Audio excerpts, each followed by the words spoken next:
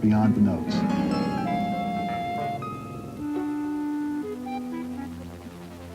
In the real world, you are never going to get a completely, perfectly recorded performance of every note of what you wrote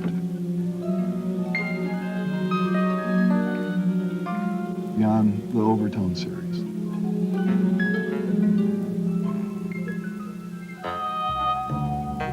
It began in nature and then was reinterpreted by the computer to be a synthesizer sound. Beyond serial organization,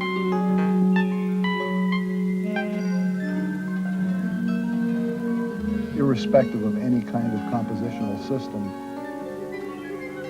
it came out of nowhere and it all seemed perfectly logical to me.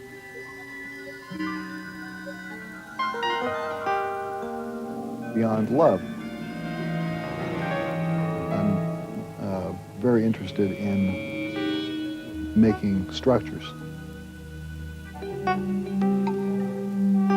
You can literally make compositions out of dust.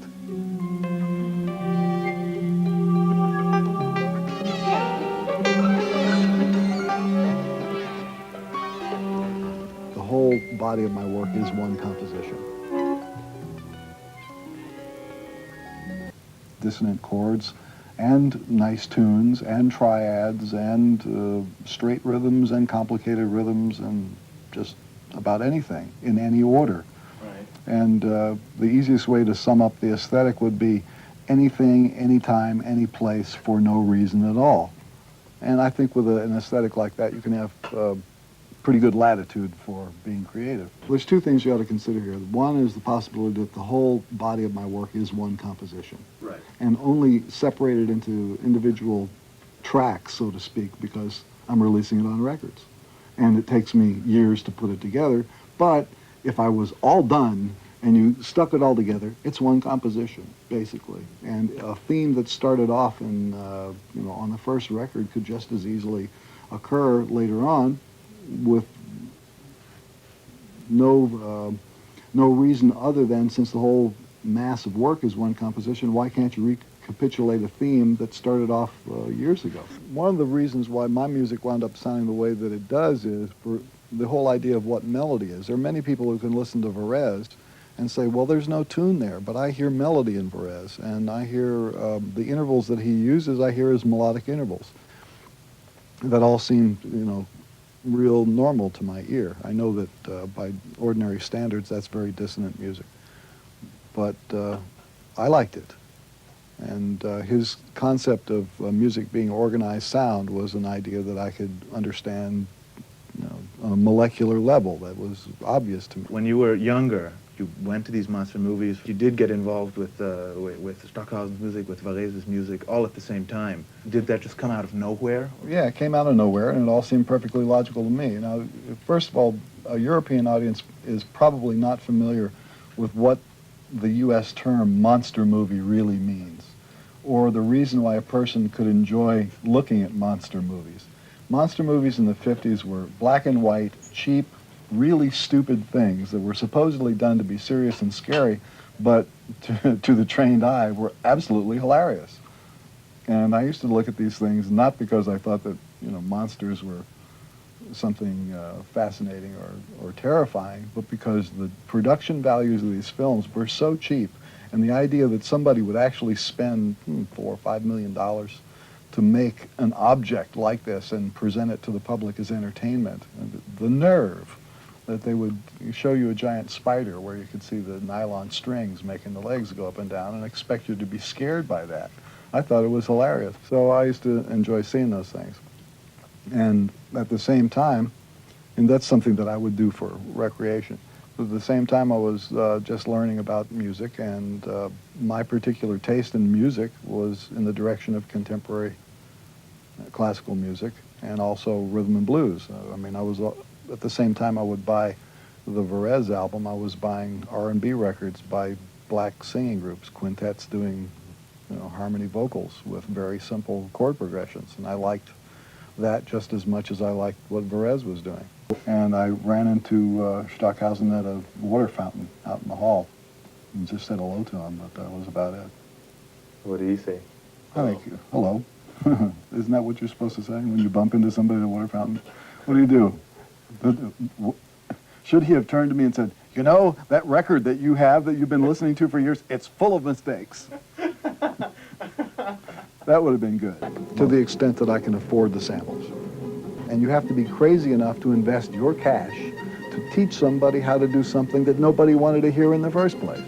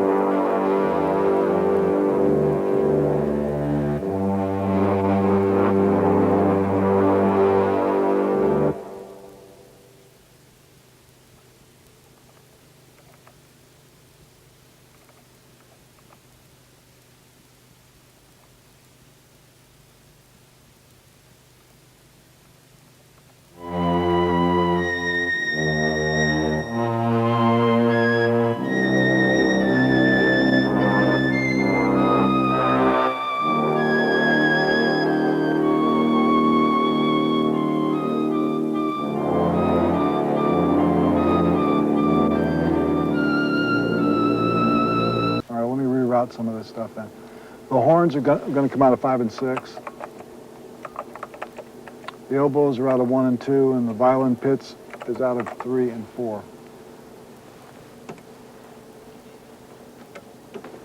Okay, also reharmonize the oboes.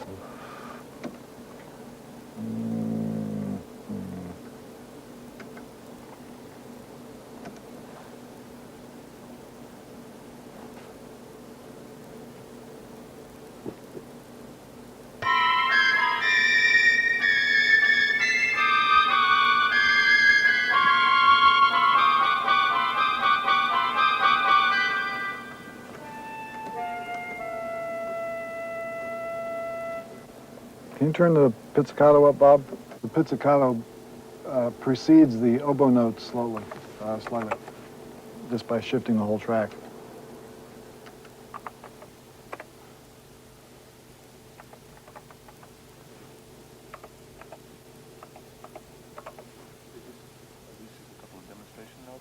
Yeah.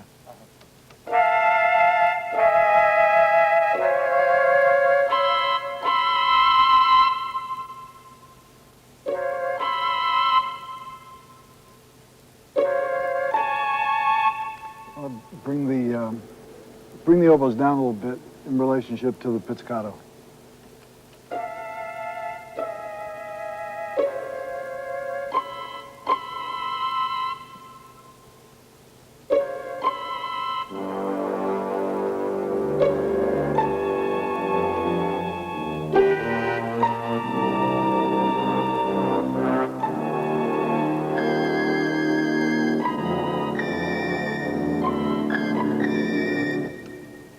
Change one of the oboes to a clarinet. If these samples are on there. I don't know where they are. Nope, not.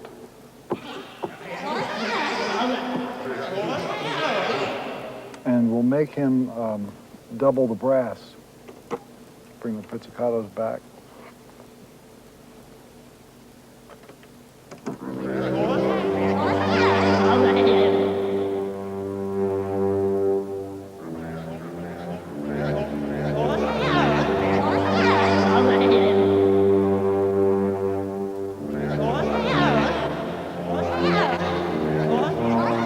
So we can take this sound and we can split it in half. We'll go like this. First we'll double the second brass track. And put this there. We'll take half of it off.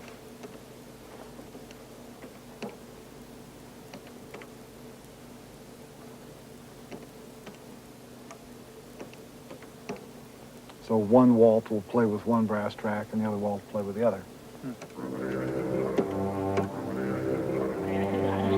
Part of this began as a human voice. Huh.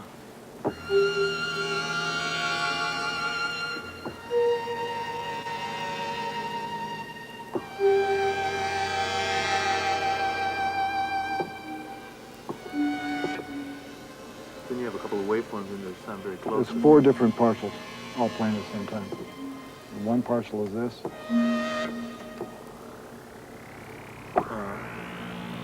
One's this.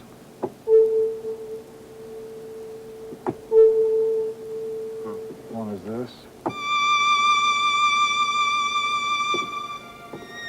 It's a resynthesized violin. That's an FM timbre. So you can hear only 3 of them. This is minus the grit.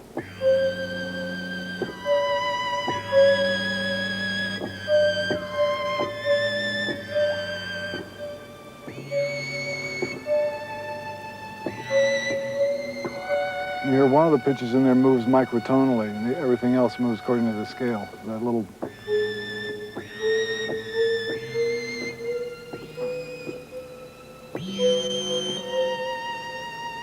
This has textures in it that remind me of John Cage compositions that I've heard before.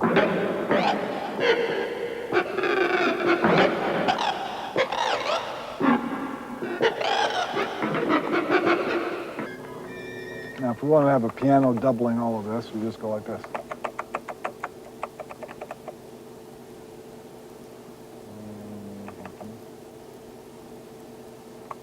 Yeah.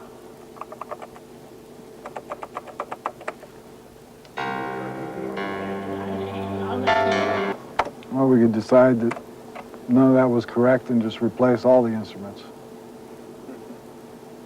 If I were to tell you, out of the pieces that you listen to, where the material was derived from, you might be shocked to see how the stuff was arrived at because of the way that you can process data with that computer.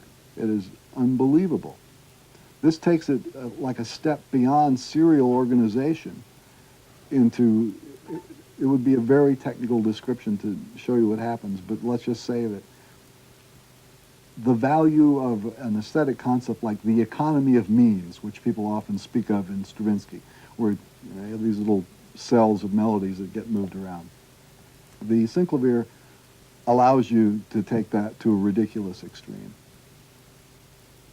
I mean, where you can literally make compositions out of dust.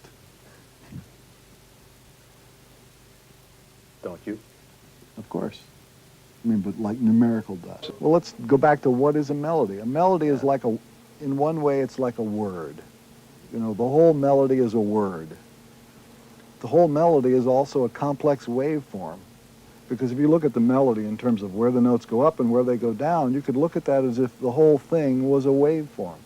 And maybe it's an absurd concept, but maybe the human mind, which decodes all other waveforms, which are basically wiggles and shapes like that, in some way can perceive a melody as a waveform over a longer period of time. So if you take the melody and you see it going by like this, if you took it that way and looked at it end to end, you're looking through a climate. You flip it back this way and you're seeing it going this way. As it decays in time, as the reverbs decay, you're making harmonic statements throughout the melody that don't necessarily have to relate to the chord changes.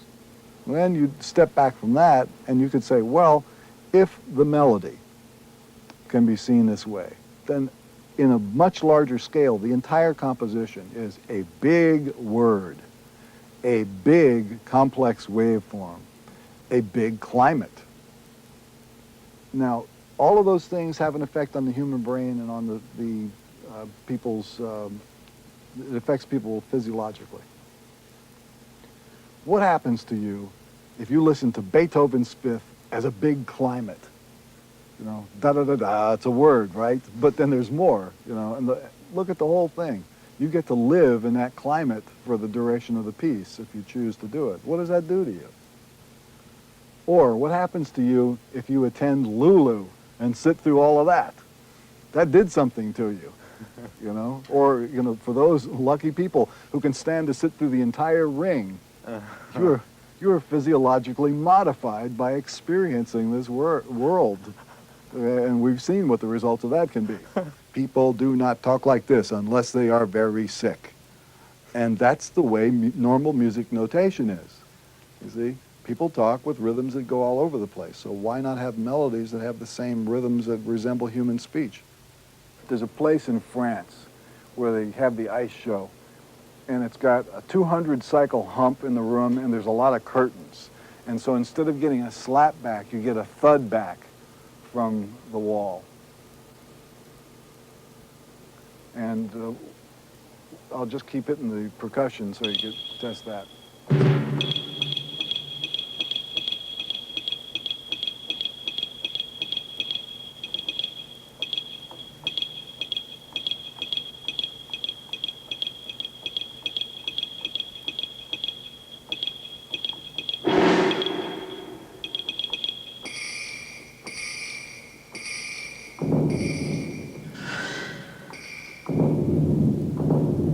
Test of it is that. Take more top off of it. I like the idea of brass instruments where all the overtones come to life in a place where the room is feeding something back into the sound. What a microphone does is it's a substitute for a human ear. Could be a good ear or a bad ear, depending on the quality of the microphone. You put the microphone in an ambient environment and you excite the air molecules in that environment. And if it's an interesting environment, it makes the instrument which is playing in that environment more interesting, more valuable, and it's a more memorable sample. So a lot of the samples that we have done here at this studio were done back in that room. Are you saying that that space in composition is a basic factor? Always has been. For me, anyway. Right. So when you compose these, excuse me, in mixing, that's called the back to front of the mix. In other words, not only do you want to have stereo like that, you want to be able to see individual instrumental placement in the stereo spectrum, but there's the depth of the mix. Certain instruments are drier than others in the mix, and they sit on the front of this imaginary stereo screen. Other instruments are more ambient, or you have added a longer echo delay to it, reverberation delay to it, and they tend to appear to recede in the stereo picture. So when I think of a composition, I also think of where are these instruments located, not only in terms of an imaginary seating position, but what world are they living in? And when you have a multiplicity of echo devices at your disposal, and you can create individual environments for these instruments to live in, you get to compose in a way that goes beyond the notes, and goes beyond the overtone series, and goes beyond the other normal compositional things. You're building a world. Your composition can now be its own personalized musical universe. This is beyond Klangfarben melody, for instance. It's far beyond that. Yeah. But it's related to it. Definitely. It's the same principle that is involved. Yeah. But see, in normal tone color melody, the instruments like, let's take Webern, for example. Big space in between the notes. It's a dramatic element. And I love to listen to that kind of music. It's great because you concentrate on what did that instrument sound like. But an idealized performance of Webern is yet to happen because a lot of the places where the Webern has been recorded were not interesting sound spaces. And so when you have that exposed flute, or one tiny little thing over here, that one tiny little tenor sax note, you hear it, and it's in a boring room. You know, and if I were producing the complete works of Webern, I would certainly take a different approach to it. I would have, you know, you want to hear the tone, color, melody? Well, let's color it up. Don't you feel that would be something for you to do, actually? What, to type it in? Well, no, but to produce a recording of Webern with this idea behind it. Who would pay for it? Who wants to hear my version of Webern? Only me. Oh, I'm not so sure about that. Yeah, you can imagine. I go to Deutsche Grammophon. Hey, listen, guys, why don't you pay me to do yet another version of the complete works of Anton Webern, or even the complete works of Varese? I'm going to take you up on that. I'm going to go there and ask them. They'll go, a guy from rock and roll producing this for our esteemed German record company? Henning, you must be out of your mind.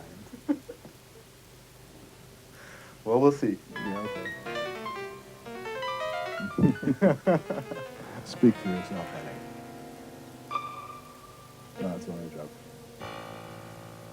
Peefeeyatko.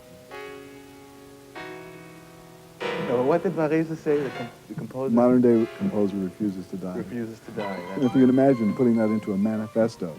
People don't even do manifestos anymore. What's happened to the world?